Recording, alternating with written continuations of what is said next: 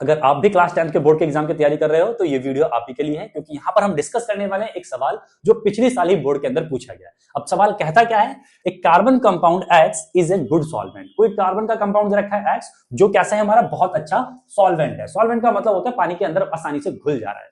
उसके बाद अगर हम उसकी रिएक्शंस कराते हैं सोडियम के साथ में, तो X is form into the two product. वहां पर दो प्रोडक्ट बनते हैं और एक बनता है Y, एक बनता है Z। अब आपको बताना, उसमें दे रखा है Z is used to convert the vegetable oil into vegetable ghee, identify and name X Y Z. तीनों के नाम बताने और उनकी इक्वेशन भी लिखनी है। पहली चीज आपको पता होनी चाहिए कि जो भी हमारे कार्बन के कंपाउंड होते हैं, methane, ethane, propane, butane, pentane, ये सारे होते हैं हमारे नॉन पोलर, बैड सॉल्वेंट होते हैं। वाटर के अंदर आसानी से नहीं घुलते, ये घुलते हैं ऑयल के अंदर। जो पानी में घुलने वाले कंपाउंड होते हैं वो होते हैं हमारे अल्कोहल और कार्बोक्सिलिक एसिड। केवल यही दो हैं हमारे कैसे सॉल्वेंट या पोलर हम बोल सकते हैं। ठीक, अब इन दोनों में से हम क्या करने वाले हैं, यहाँ पर सोडियम के साथ में रिएक्शंस कराने वाले हैं। अगर मैंने लिया अल्कोहल यानी कि इथेनॉल ले लिया, C2H5OH, अगर मैं इसकी रिएक्शंस कराता हूं सोडियम मेटल से, तो हमारे पास क्या बनता है, लास्ट का जो हाइड्रोजन है वो रिमूव हो जाएगा, सोडियम जाकर के अटैच हो जाएगा। क्यों? क्योंकि सोडियम हमारा हाईली रिएक्टिव मेटल होता है। तो बन जाएगा यहाँ पर C2H5ONA और साथ में बन जाएगा हमारा हाइड्रोजन गैस। तो ये वाला जो कंपाउंड है इसका नाम होता है सोडियम इथोक्साइड। तो ये हमारा कंपाउंड हो गया Y और ये कंपाउंड हो गया हमारा Z।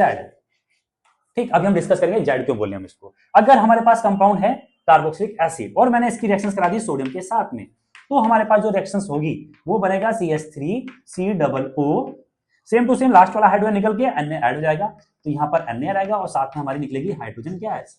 तो ये जो हमारा कंपाउंड बना है ये बनेगा हमारा सोडियम इथेनोएट, सोडियम इथेनोएट, और ये हमारा हाइड्रोजन गैस निकल गई। ये हमारा कंपाउंड Z, ये हमारा कंपाउंड Y। ठीक, यहां Y और Z की बात हो गई। अब यहां पर क्या पूछा है, Z is used to convert vegetable oil into vegetable ghee. Oil को घी में कन्वर्ट करने का काम हमारा किसका होता है, हाइड्रोजन का ही होता है।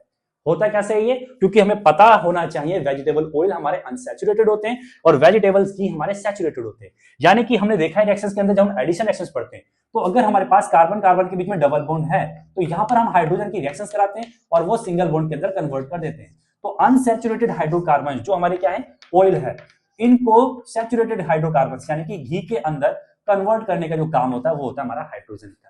तो उम्मीद है आपको क्लियर हुआ होगा। बट एक चीज और आपको याद रखनी है, अगर यहां पर कंपाउंड की सोडियम हाइड्रोक्साइड के साथ रिएक्शंस करा दी जाती तो इन दोनों में से कौन सा कंपाउंड लिखते, तब आपको याद रखना है सोडियम हाइड्रोक्साइड के साथ अल्कोहल रिएक्शंस नहीं करता, क्योंकि बहुत ही वीक एसिड होता है। केवल और केवल रिएक्शंस करता है कार्बोक्सिलिक एसिड। तो वहां पर कंपाउंड हम X ये नहीं मानते, हम लेते हैं कार्बोक्सिलिक एसिड। तो वहां पर आंसर होता है इसका ये Y, ये Z और ये हमारा X। इस कंडीशन में दोनों आपके आंसर है। उम्मीद है आपको क्लियर हुआ होगा।